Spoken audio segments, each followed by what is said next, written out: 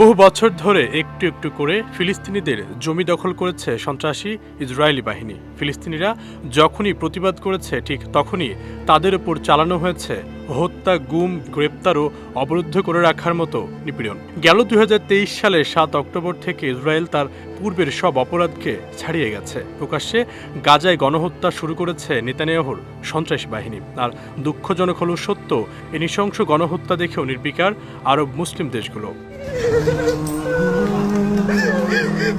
অবরুদ্ধ গাজায় প্রতিদিন শত শত বোমা বর্ষণ করছে ইসরায়েল। ১.৫ বছরের বেশি সময় ধরে চলা এই হামলায় ৫০,০০০-এর বেশি নিরীহ ফিলিস্তিনি নিহত হয়েছেন।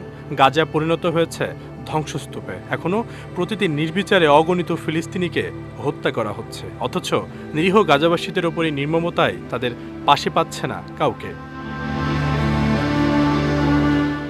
ফিলিস্তিনিদের ওপর এই নির্মমতা যেন স্পর্শ করছে না কাউকে। গাজার মুসলমানদের ওপর এই গণহত্যা নির্বিকারে দেখছে মুসলিম দেশগুলো। যে আরব দেশগুলো তাৎক্ষণিক ফিলিস্তিনিদের পাশে দাঁড়ানো উচিত ছিল, তাদের রক্ষা করা উচিত ছিল, সেই আরবরা যেন দেখেও কিচ্ছু দেখছে না।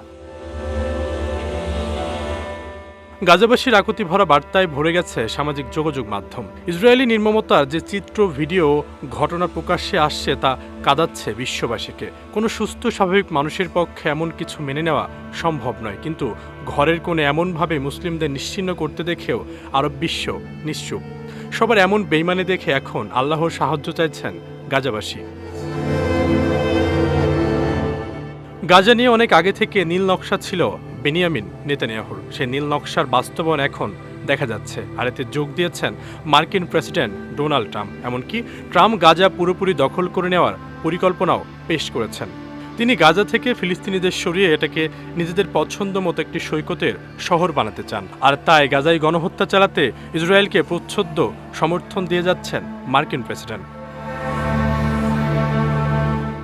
চলতি বছরের জানুয়ারিতে ফিলিস্তিনি স্বাধীনতাকামী গোষ্ঠী ও ইসরায়েলের মধ্যে প্রথম দফায় যুদ্ধবিরতি শুরু হয়। প্রতিশ্রুতি অনুযায়ী জিম্মিদের মুক্তি দিতে থাকে ইসরায়েল। বিনিময়ে অনেক ফিলিস্তিনি বন্দীও ইসরায়েলি কারাগার থেকে মুক্তি পান। এর মধ্য দিয়ে বিধ্বস্ত গাজায় যুদ্ধবিরতির আশা দেখছিলেন অনেকে। তবে ২ মাস না যেতে যুদ্ধবিরতি লঙ্ঘন করে নতুন করে গাজায় হামলা শুরু করেছে নেতানিয়াহুর সন্ত্রাসী বাহিনী।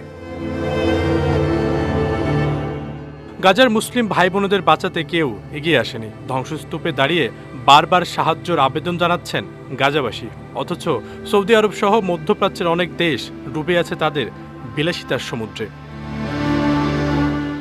আশরাফুল ইসলাম, বিজয় টিভি, ঢাকা।